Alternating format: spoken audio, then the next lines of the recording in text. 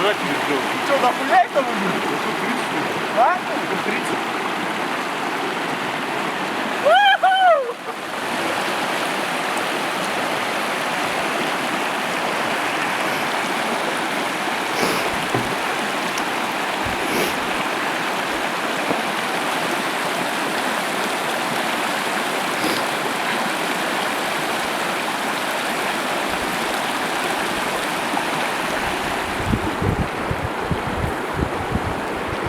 Блять, я боюсь, до дальних не достану, а их там, блядь. Ну давайте открываем.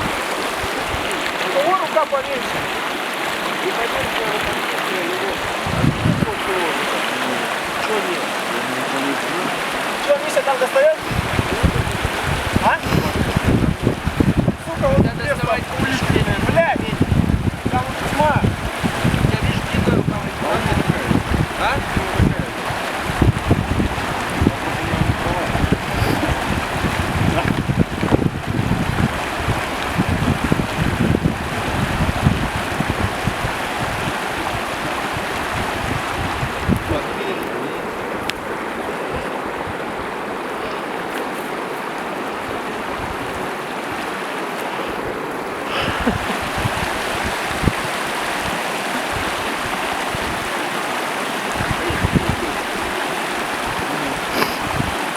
Вот такая рыбалка у нас в Алма-Ате.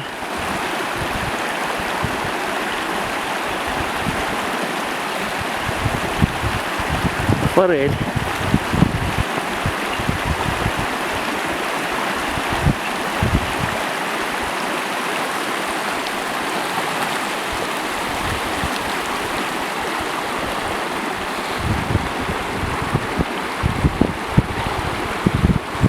Все.